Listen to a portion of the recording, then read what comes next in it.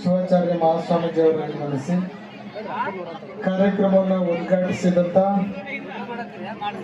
ನಮ್ಮ ಸಮುದಾಯದ ಹೆಮ್ಮೆಯ ಜನನಾಯಕರು 4 ಬಾರಿ ಸಚಿವರಾದಂಥ ಪ್ರಸ್ತುತ ರಾಜ್ಯ ಸರ್ಕಾರದ ಅಬಕಾರಿ ಸಚಿವರಾದ ಆರ್.ಬಿ. ತಿಮ್ಮಾಪುರ ಅವರಲ್ಲಿ ಆರಂಭದಲ್ಲಿ ತುಂಬ ಒಳ್ಳೆಯ ಮಾತುಗಳನ್ನು ಆಡಿದಂಥ ನಮ್ಮ ಸಮುದಾಯದ ಹಿರಿಯ ಹೆಮ್ಮೆಯ ಜನಪ್ರಿಯ ಶಾಸಕರು ಆದಂಥ ಡಿ.ಎಂ. ಐಹೊಳೆ ಅವರಲ್ಲಿ ಮತ್ತು ಇಂಥ ಒಂದು ಬಹುದೊಡ್ಡ ಕಾರ್ಯಕ್ರಮಕ್ಕೆ ಎಲ್ಲ ರೀತಿಯ ಬೆನ್ನೆಲುಬಾಗಿ ನಿಂತ್ಕೊಂಡು ಈ ಸಮಾರಂಭದ ಅಧ್ಯಕ್ಷತೆಯನ್ನು ವಹಿಸಿ ನಮ್ಮೆಲ್ಲರಿಗೂ ಪ್ರೀತಿ ಪಾತ್ರರಾಗಿ ಶಾಸಕರಾದಂಥ ವಿಶ್ವಾಸ್ ವೈದ್ಯ ಅವರಲ್ಲಿ, ಆರಂಭದಲ್ಲಿ ಮಾತನಾಡುವಂಥ ಸಾಮಾಜಿಕ ಹೋರಾಟಗಾರರಾದ ಭಾಸ್ಕರ್ ಪ್ರಸಾದ್ ಅವರಲ್ಲಿ, ಮರೀಶ್ ನಾಗಣ್ಣ ಅವರಲ್ಲಿ, ಅನಂತ್ ಬ್ಯಾಕೋಡ್ ಅವರಲ್ಲಿ, ಡಾಕ್ಟರ್ ಮಹದೇವಪ್ಪ ದಳಪತಿ ಅವರಲ್ಲಿ, ತಹಸೀಲ್ದಾರಾದ ಹೆಗ್ಗಣ್ಣವರು, ಇನ್ಸ್ಪೆಕ್ಟರ್ ಬೆಂಡಗುಳಿಯವರು, ಸಂಗನ್ ಬಸೆ ಗದ್ದಿಗಡ್ಡರು, ಆನಂದ್ ಬಡೇಕೊಂಡರು, ಯಾರನ್ ಕುಲಕರ್ಣಿ ಅವರು, ಭಾಳಷ್ಟು ಜನ ವೇದಿಕೆ ಮೇಲೆ ಇದ್ದೀರಿ. ನಮ್ಮ ಧಾರವಾಡದಿಂದ ಅಶೋಕ್ ದೊಡ್ಡಮನಿ ಸಕ್ಪಾಲ್ ಅವರು ಭಾಳಷ್ಟು ಜನ ಬಂದಿದ್ದೀರಿ. ನಿಮ್ಮೆಲ್ಲರಿಗೂ ಶರಣಾರ್ಥಿಗಳನ್ನು ಸಲ್ಲಿಸಿ ಬೆಳಿಗ್ಗಿಂದಲೂ ಈ ಕಾರ್ಯಕ್ರಮ ಯಶಸ್ವಿಯಾಗಿ ನಡೆಯೋದಕ್ಕೆ ಯಾರು ಕಾರಣ ಹೇಳಿ? ಮಹಿಳೆಯರು ಕಾರಣ. ಹೌದು ತಾನೇ?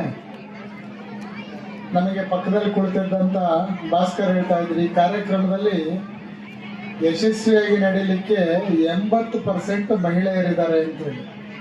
ಹೌದು ತಾನೇ? ಈ ಕಾರ್ಯಕ್ರಮ ನಿಮ್ಮಿಂದ ಯಶಸ್ವಿಯಾಗಿ ನಡೆದಿದೆ ಅಂತ ಹೇಳಿದ್ರೆ ಪೂಜ್ಯರಿಬ್ರು ಮಾತನಾಡೋರಿದ್ದಾರೆ, ಆಶೀರ್ವಾದ ಮಾಡೋರಿದ್ದಾರೆ, ಇನ್ನೊಬ್ರು ಶಾಸಕರು ಮಾತನಾಡೋರಿದ್ದಾರೆ, ಮತ್ತು ಒಂದಿಬ್ರು ಅತಿಥಿಗಳು ಮಾತನಾಡೋರಿದ್ದಾರೆ. ಇಷ್ಟು ತುಂಬ ಸುಂದರವಾಗಿ ದೊಡ್ಡ ಮಟ್ಟದ ಕಾರ್ಯಕ್ರಮವನ್ನು ಕಷ್ಟಪಟ್ಟು ಏರ್ಪಡಿಸಿದ್ದಾರೆ ನಮ್ಮ ಈ ಭಾಗದ ಜನ ನಾಯಕರು, ನಮ್ಮ ಮುಖಂಡರುಗಳು, ಸಮಾಜದ ಬಂಧುಗಳು. ಇನ್ನು ಒಂದು ಸ್ವಲ್ಪ ನಿಮಿಷಗಳ ಕಾಲ ನೀವೆಲ್ಲ ಕುಳಿತುಕೊಂಡ್ರೆ ಕಾರ್ಯಕ್ರಮ ಯಶಸ್ವಿ ಆಗುತ್ತೆ ತಾನೇ? ನಮ್ಮ ಸಂಘಟಕರು ನಮ್ಮ ಹೆಣ್ಮಕ್ಳಿಗೆ ಹೇಳಪ್ಪ, ಅಲ್ಲಿ ಅವ್ರಿಗೆ ಕಳ್ಸೋದ್ರಿಂದ ಮಧ್ಯೆ ಕೂತ್ಕೊಳ್ಳಮ್ಮ, ನೀವು ಒಂದು 5 ನಿಮಿಷ ಕೂತ್ಕೊಳ್ಳಿ, ಎಲ್ಲ ಮುಗಿಸೋಣಂತೆ. ನಮ್ಮ ಸಚಿವರು ಬೆಂಗಳೂರಿಂದ ಕಾರ್ಯಕ್ರಮವನ್ನು ಬಿಟ್ಟು, ನಾನು ನೆನ್ನೆನೇ ಅವ್ರ ಕಾರ್ಯಕ್ರಮ ಬಿಟ್ಟು ಬೆಂಗಳೂರಿಗೆ ಹೋಗ್ಬೇಕು ಅಂತೇಳಿ ಹೊರಟಿದ್ರು. ನಮ್ಮ ಸಮುದಾಯದವರು ತುಂಬ ಕಷ್ಟಪಟ್ಟು ಸವದತ್ತಿ ತಾಲೂಕಿನಲ್ಲಿ ಮಾಡ್ತಾ ಇದ್ದಾರೆ. ಶಾಸಕರು ತುಂಬ ಬೆಂಬಲ ಮಾಡಿದ್ದಾರೆ. ನೀವು ಬರಬೇಕಂತೇಳಿ ನಾನು ಅವ್ರನ್ನ ಧಾರವಾಡದಲ್ಲೇ ಉಳಿಸ್ಕೊಂಡೆ. ಹುಬ್ಳಿ ಪಕ್ಕ ಯಾವುದೋ ಒಂದು ದುರ್ಘಟನೆ ನಡೆದಿತ್ತು, ಅಲ್ಲಿಗೆ ನಾವು ಅವರು ಭೇಟಿ ಕೊಟ್ವಿ. ಆನಂತರ ಅವರನ್ನು ನಿನ್ನೆ ಪೂರ್ತಿ ಇದೇ ಕಾರ್ಯಕ್ರಮಕ್ಕೋಸ್ಕರ ಉಳಿಸ್ಕೊಂಡ್ವಿ. ಅವರು ಅಲ್ಲಿಂದ ಬಂದಿದ್ದಾರೆ, ನಾನು ಚಿತ್ರದುರ್ಗದಿಂದ ಬಂದಿದ್ದೀನಿ. ಇದು ನನ್ನ ಕರ್ತವ್ಯ. ಆದರೆ ನಿಮ್ಮ ಮೇಲೆ ಅಭಿಮಾನ ಇಟ್ಟು ಈ ಭಾಗದ 3 ಜನ ಪೂಜ್ಯರು ಬಂದಿದ್ದಾರೆ. ಅವ್ರ ಮಾತುಗಳನ್ನು ನೀವು ಕೇಳ್ಬೇಕು ತಾನೆ? ನೀವು ಅವ್ರ ಮಾತುಗಳನ್ನು ಕೇಳೋದಕ್ಕೆ ನೀವು ಮಠಕ್ಕೆ ಹೋದ್ರೆ ಅವ್ರು ಸಿಗೋದಿಲ್ಲ. ಆದರೆ ನಿಮ್ಮ ಬಳಿಗೆ ಅವ್ರು ಬಂದು ಮಾತನಾಡೋರಿದ್ದಾರೆ ಅಂತ ಹೇಳಿದ್ರೆ ನೀವು ಹೊಟ್ಟೆ ಹಸುವಾದ್ರೂ ನಿಮಗೆ ಪ್ರಸಾದ ಇದ್ದೇ ಇರುತ್ತೆ. ನಾವು ಪ್ರತಿನಿತ್ಯ ಗಂಟೆ ಹಸುವನ್ನ ತಡ್ಕೋಬೋದಲ್ವಾ? ನಿಮ್ಮ ಜೊತೆಗೆ ನಾವು ಹಸಿವಾಗಿದ್ರು ಕೂಡ ತಡ್ಕೊಂಡಿದ್ವಿ. ಇರಲಿ, ಈ ಕಾರ್ಯಕ್ರಮವನ್ನು ನಮ್ಮ ಸವದತ್ತಿ ಮತ್ತು ಯರಗಟ್ಟಿಯ ತಾಲೂಕಿನ ಬಾಂಧವರು ಯಲ್ಲಪ್ಪ ಭಾಸ್ಕರ, ಯಲ್ಲಪ್ಪ ಬೆಡೆಪ್ಪ, ಕಳಪ್ಪ ಮಾದೇವ್, ಸಂತೋಷ್ ಬಡ್ಲಿ, ಮನೋಹರ್, ಯಲ್ಲಪ್ಪ, ಹನುಮಂತಪ್ಪ, ಲಂಕೇಶ್, ಸುರೇಶ್, ಧರ್ಮರಾಜ್, ಫಕೀರಪ್ಪ, ತಿಮ್ಮಯ್ಯ, ಮಾದೇವ್, ಭಾಳಷ್ಟು ಜನ ಹಗಲಿರಲು ಕಷ್ಟಪಟ್ಟು ಈ ಕಾರ್ಯಕ್ರಮವನ್ನು ನೀವೆಲ್ಲರೂ ಕೂಡ ಆಯೋಜನೆ ಮಾಡಿದ್ದೀರಿ. ನೀವು ಆಯೋಜನೆ ಮಾಡ್ಬೋದು, ಆದರೆ ಅದಕ್ಕೆ ಒಂದು ಸುಂದರವಾಗಿರುವಂಥ ಗಾಡಿ ತಗೊಂಡ್ಬಿಡ್ಬೋದು ಲೋನ್ ಮಾಡಿ. ಅದು ಮುಂದೆ ಹೋಗ್ಬೇಕಂದ್ರೆ ಏನು ಬೇಕು? ಡೀಸೆಲ್ ಬೇಕು, ಇಂಧನ. ಆ ಇಂಧನದ ವ್ಯವಸ್ಥೆಯನ್ನು ಮಾಡೋಂಥವ್ರು ಇದಾರಲ್ಲ, ಅವರು ಭಾಳ ಮುಖ್ಯ. ಅವರೇ ನಮ್ಮ ವಿಶ್ವಾಸ್ ವೈದ್ಯ ಅವರು. ನಮ್ಮ ಸಮಾಜದ ಮೇಲೆ ಇಲ್ಲಿವರೆಗೂ ಎಂಥ ರಾಜಕಾರಣಿಗಳಿದ್ರು ಅಂತ ಹೇಳಿದ್ರೆ ನಮ್ಮ ತಿಮ್ಮಾಪುರ ಸಾಹೇಬ್ರು ಹೇಳ್ತಾ ಇದ್ರು, ನಾವು ನಿಮಗೆ ಅದನ್ನು ಮಾಡಿದ್ದೀವಿ, ಈ ಸಾರಿ ಮಾಡಿದ್ವಿ, ಇದು ಎಲ್ಲ ಚಾಕ್ರಿನೂ ಮಾಡಿದ್ದೀವಿ.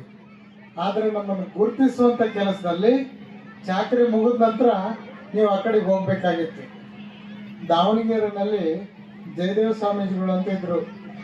ಇತಿಹಾಸದಲ್ಲಿ ದಾಸೋಹ ಮತ್ತು ಪ್ರಸಾದ ನಿಲಯವನ್ನು ತೆಗೆದಂಥ ಮಹಾನ್ ದಾರ್ಶನಿಕರು. ಅವ್ರದ್ದೊಂದು ಮೆರವಣಿಗೆ ಬರಬೇಕಾದ್ರೆ ದಾವಣಗೆರೆ ಗಾಂಧಿನಗರದ ಜನ ಮೊದಲು ರಸ್ತೆ ಕ್ಲೀನ್ ಮಾಡಬೇಕು, ನೀರು ಹಾಕಬೇಕು, ಬಾಳೆ ತೋರಣ ಕಟ್ಟಬೇಕು, ಅವರು ಮೆರವಣಿಗೆ ಬರೋ ಸಂದರ್ಭಕ್ಕೆ ಅವ್ರು ಖಾಲಿ ಮಾಡಬೇಕು. ಆದರೆ ಇವತ್ತು ನೀವು ಅದೇ ರಸ್ತೆಯಲ್ಲಿ ಸುಂದರವಾಗಿರುವಂಥ ಅಲಂಕಾರವಾಗಿರುವಂಥ ಮಂಟಪದಲ್ಲಿ ನಿಮ್ಮ ದಾರ್ಶನಿಕರ ಮೆರವಣಿಗೆಯನ್ನ ನಿಮಗೆ ಬೇಕಾಗಿರುವಂಥ ರಾಜಕಾರಣಿಗಳನ್ನು ಆಹ್ವಾನ ಮಾಡಿ, ಸ್ವಾಮೀಜಿಗಳ ಆಹ್ವಾನ ಮಾಡಿ, ನೀವೇ ಈ ಒಂದು ಮೆರವಣಿಗೆಯಲ್ಲಿ ಪೂರ್ಣ ಕುಂಭ ಹೊತ್ಕೊಂಡು ಬರ್ತೀರಿ ಅಂತ ಹೇಳಿದ್ರೆ ನಾವು ಕೂಡ ಬಿಡುಗಡೆ ಆಗ್ತಿದೀವಿ ಅನ್ನುವಂಥ ಸಂದರ್ಭಕ್ಕೆ ಬಂದಿದ್ದೀವಿ ತಾನೇ. 20 ವರ್ಷದಿಂದ ಇದೇ ಸವದತ್ತಿನಲ್ಲಿ ಒಂದು ಕಾರ್ಯಕ್ರಮ ಆರಂಭದ ದಿನಗಳಲ್ಲಿ ನಾವು ಬಂದಿದ್ವಿ. ಅವತ್ತು ಇದಕ್ಕೆ ಅರ್ಧಕ್ಕರ್ಧ ಜನ ಬರೀ ಮುಖಂಡರುಗಳು, ನಮ್ಮ ಯುವಕರು ವೇದಿಕೆಯಲ್ಲಿ ಕುಳಿತಿದ್ರು. ಯಾವುದೇ ದೇಶ, ಯಾವುದೇ ಸಮಾಜ ಬದಲಾಗಬೇಕಾದ್ರೆ ಅದು ಮಹಿಳೆಯರಿಂದ ಮಾತ್ರ ಅನ್ನುವಂಥ ಮಾತನ್ನು ದಾರ್ಶನಿಕರು ಕೂಡ ಹೇಳಿದ್ದಾರೆ. ನೀವು ಕೂಡ ನಮ್ಮ ಸಮಾಜದಲ್ಲಿ ಬದಲಾವಣೆ ಆಗಿದ್ದೀರೋದಕ್ಕೆ ಕಾರಣ ನೀವೆಲ್ಲರೂ ಕೂಡ ಸಾಮೇನ ಕೆಳಗಡೆ ನೆರಳಲ್ಲಿ ಕುಳಿತಿದ್ದೀರಿ, ನಮ್ಮ ಹುಡುಗರನ್ನೆಲ್ಲ ಸೈಡಿಗೆ ನಿಲ್ಸಿದ್ದೀರಿ ಬಿಸಿಲಲ್ಲಿ. ಆದ್ರೆ ಅವ್ರು ಇಲ್ಲಿವರೆಗೂ ನಿಮಗೋಸ್ಕರ ಬಿಸಿಲಲ್ಲಿ ದುಡ್ದಿದ್ದಾರೆ, ಧನ್ಯವಾದ ಮಾಡ್ಕೊಂಡಿದ್ದಾರೆ, ನಮ್ಮ ಬದುಕನ್ನ ತ್ಯಾಗ ಮಾಡಿದ್ದಾರೆ.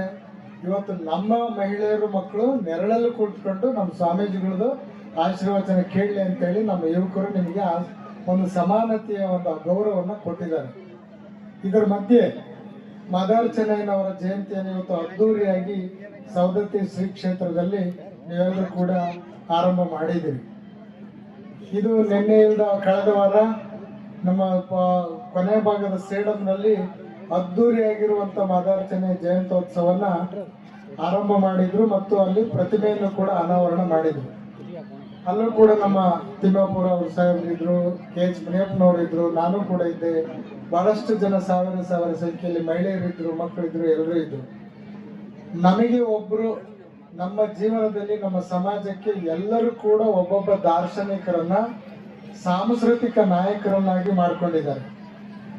ಒಬ್ಬರಿಗೆ ಕನಕ ಇದ್ದಾರೆ, ಒಬ್ಬರಿಗೆ ವಾಲ್ಮೀಕಿ ಇದ್ದಾರೆ, ಮತ್ತೊಬ್ಬರಿಗೆ ಬಸವಣ್ಣವರು ಇದ್ದಾರೆ, ಮತ್ತೊಬ್ಬರಿಗೆ ಗೌತಮ ಇದ್ದಾರೆ, ಮತ್ತೊಬ್ಬರಿಗೆ ಮಹಾವೀರ ಇದ್ದಾರೆ. ನಮಗೆ ಹಲವಾರು ಜನ ಇದ್ದಾರೆ. ಅದರ ಮಧ್ಯೆ ಮಾದಾರ ಚೆನ್ನಯ್ಯನವರನ್ನ ನಾವು ಮುಂದಿಟ್ಕೊಂಡು ಈ ಸಮಾಜವನ್ನ ಕತ್ತಲಿನಿಂದ ಬೆಳಕಿನಡೆಗೆ ತರುವಂತ ಪ್ರಯತ್ನವನ್ನ ಇವತ್ತಿನ ನಮ್ಮ ಸಮಾಜದ ಬಂಧು ವರ್ಗದವರು ಹೊರಟಿದ್ದಾರೆ ಅಂತ ಹೇಳಿದ್ರೆ ಇದು ನಮ್ಮಲ್ಲಿ ಆಗ್ತಿರುವಂತ ಒಂದು ಬದಲಾವಣೆಯ ಸಂಕೇತ ಅಂತೇಳಿ. ಈ ಬದಲಾವಣೆಯ ಸಂಕೇತದಲ್ಲಿ ನೀವೆಲ್ಲರೂ ಕೂಡ ಭಾಗಿಯಾಗಬೇಕು.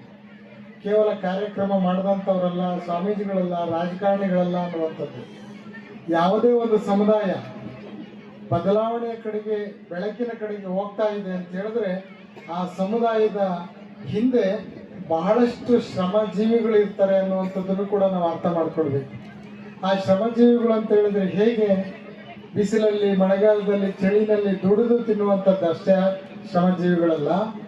ನಮ್ಮ ಜೀವನ ಬದಲಾವಣೆ ಆಗೋದಕ್ಕೆ ಕಾರಣ ಏನು ಅನ್ನುವಂಥ ಮೂಲ ಸ್ವರೂಪವನ್ನು ಕಂಡುಹಿಡಿದುಕೊಳ್ಬೇಕು. ಆ ಮೂಲ ಸ್ವರೂಪವನ್ನು ಕಂಡುಹಿಡಿದುಕೊಳ್ಬೇಕನ್ನುವಂಥ ನಿಟ್ಟಿನಲ್ಲಿ ನಾವು ಚಿಂತನೆ ಮಾಡುವಂಥ ಮೊದಲನೇ ಆದ್ಯತೆ ನಮ್ಮ ಮಕ್ಕಳಿಗೆ ಶಿಕ್ಷಣ ಬೇಕು ಅನ್ನುವಂಥದ್ದು. ಯಾವ್ಯಾವ ಸಮುದಾಯಗಳು ಶಿಕ್ಷಣದಲ್ಲಿ ಪ್ರಗತಿಯನ್ನು ಸಾಧಿಸಿದವೆ ಆ ಸಮುದಾಯಗಳು ಆರ್ಥಿಕವಾಗಿ ಕೂಡ ಬಲಾಢ್ಯವನ್ನು ಹೊಂದಿದ್ದಾವೆ, ಸಾಮಾಜಿಕ ಮುಖ್ಯವಾಹಿನಿಯಲ್ಲಿ ತಲೆ ಎತ್ತಿ ನಿಂತಿದ್ದಾವೆ. ಅದಕ್ಕೆ ಸಾಮಾಜಿಕವಾಗಿ ಸಂಖ್ಯೆ ಅನ್ನುವಂಥದ್ದು ಪರಿಗಣನೆಗೆ ಬರೋದಿಲ್ಲ ಅನ್ನುವಂಥದ್ದು. ವೈದ್ಯ ಅವರು ಇವತ್ತು ಜನಸಂಖ್ಯೆಯಲ್ಲಿ ಬಹಳ ಚಿಕ್ಕವರು ಅಂತೇಳಿ ನಾನು ಕೇಳ್ಪಟ್ಟೆ. ಆದರೆ ಅವರ ಸಮುದಾಯ ಇದೆಯಲ್ಲ ಅದು ನಮ್ಮೆಲ್ಲರಿಗಿಂತ 1,000 ಕಿಲೋಮೀಟರ್ ದೂರ ಸಾಗಿದೆ. ಅದಕ್ಕೆ ಕಾರಣ ಅವರಿಗಿದ್ದಂಥ ಒಂದು ಸಂಸ್ಕಾರ, ಶಿಕ್ಷಣ, ಆಧ್ಯಾತ್ಮಿಕವಾಗಿರುವಂಥ ಮಾರ್ಗ ಅಂತೇಳಿ. ಆದರೆ ನಮ್ಮದೊಂದು ಆರೋಪ ಇತ್ತು ಅವರೆಲ್ಲರ ಮೇಲೆ.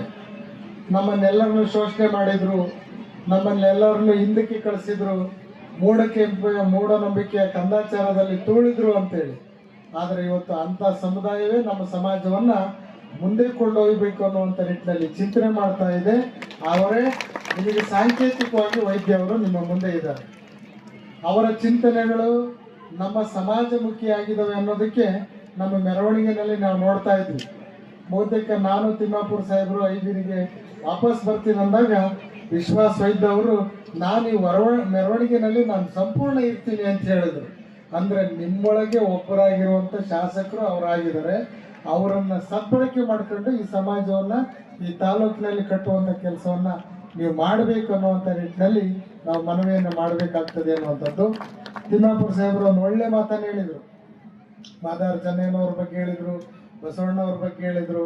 ಅದಕ್ಕಿಂತ ಹೆಚ್ಚಿನದಾಗಿ ನಮ್ಮ ಸಮಾಜದ ಮೇಲೆ ಒಂದು ಆರೋಪ ಇದೆ. ಯಾರೋ ಎಲ್ಲೋ ಏನೋ ಗಲಾಟೆ ಮಾಡ್ತಾರೆ, ಎಲ್ಲೋ ಒಂದು ನಮಗೆ ಅರಿವಿಲ್ಲದ ದೌರ್ಜನ್ಯ ಆಗುತ್ತೆ, ಅದರ ಪರಿಣಾಮ ನಮ್ಮ ಮೇಲಾಗುತ್ತೆ. ಯಾಕಂತ ಹೇಳಿದ್ರೆ ನಮಗೆ ಅರ್ಜಿ ಬರೆಯೋದಕ್ಕೂ ಬರೋದಿಲ್ಲ, ಇನ್ನು ಅಟ್ರಾಸಿಟಿ ಕಂಪ್ಲೇಂಟ್ ಕೊಡೋದಕ್ಕೆ ಹೇಗೆ ಬರುತ್ತೋ ನಮಗೆ. ಅದನ್ನು ಬರೆಸಿ ಕಂಪ್ಲೇಂಟ್ ಕೊಡುವಂಥ ಜನ ಬೇರೆ ಇದ್ದರು, ಆದ್ರೆ ಕೊಡುವಂಥವ್ರು ನಾವಾಗಿದ್ವಿ. ಆದರೆ ಇವತ್ತು ನಮಗೆ ಪ್ರಜ್ಞೆ ಬಂದಿದೆ, ನಾವು ಆ ಒಂದು ಕಳಂಕದಿಂದ ಹೊರಗೆ ಬರಬೇಕು ಅನ್ನುವಂಥ ಮನವಿಯನ್ನು ನಾವು ಮಾಡ್ತಾ ಇದ್ದೀವಿ. ಅದನ್ನೇ ನಮ್ಮ ತಿಮ್ಮಾಪುರ ಸಾಹೇಬ್ರು ಹೇಳಿದ್ರು, ಎಲ್ಲ ವರ್ಗದವರ ಪ್ರೀತಿ, ವಿಶ್ವಾಸ, ಅಭಿಮಾನವನ್ನು ಗಳಿಸ್ಕೊಂಡು ನಾವು ಸಾಮಾಜಿಕ ಮುಖ್ಯವಾಹಿನಿಯಲ್ಲಿ ಬರಬೇಕು, ರಾಜಕೀಯದಲ್ಲೂ ಕೂಡ ಪ್ರಗತಿಯನ್ನು ಸಾಧಿಸಬೇಕು. ದುರ್ಯೋಧನ ಐಹೊಳೆಯವರು ಸುಮ್ಮನೆ 4 ಬಾರಿ ಗೆದ್ದಿಲ್ಲ. ಅವರೇನು ಯಾವುದೇ ಗಣಿ ಮಾಲೀಕರಲ್ಲ, ಶುಗರ್ ಫ್ಯಾಕ್ಟ್ರಿ ಮಾಲೀಕರಲ್ಲ. ಅಲ್ಲಿರುವಂಥ ಎಲ್ಲ ವರ್ಗದವರ ಪ್ರೀತಿಯನ್ನು ಗಳಿಸ್ಕೊಂಡು 4 ಬಾರಿ ಸತತವಾಗಿ ಗೆಲುವನ್ನು ಸಾಧಿಸಿದ್ದಾರೆ. ಆ ಭಾವನೆ ನಮ್ಮ ಸಮಾಜದ ನಾಯಕರಿಗೆ ಬರಬೇಕು. ಹಾಗೇನೆ ತಿಮ್ಮಾಪುರ ಅವರು ರಾಜಕೀಯದಲ್ಲಿ ಸೋಲು ಗೆಲುವು ಬೇರೆ, ಆದರೆ ಸೋತಿರುವಂತ ಸಂದರ್ಭ ಕಡಿಮೆ, ಅವರು ಸಚಿವರಾಗಿರುವಂಥದ್ದು 4 ಬಾರಿ. ಈ ಸಂದರ್ಭದಲ್ಲಿ ಹೆಮ್ಮೆಯಿಂದ ಹೇಳ್ತಾ ಇದ್ದೀನಿ, ನಮ್ಮ ಜಯದೇವ ಸ್ವಾಮಿಗಳ ಹೆಸರನ್ನೇ ಹೇಳಿದೆ. ಅವ್ರದ್ದೊಂದು ಮಾತನ್ನೇ ಇತ್ತು, ಸುತ್ತು ಮತ್ತು ಕಟ್ಟು ಅಂತೇಳಿ. ನಮ್ಮ ಕೂತಿದ್ರು ಆಮೇಲೆ ಕಟ್ಟಿದ್ರು ಅಂತೇಳಿ.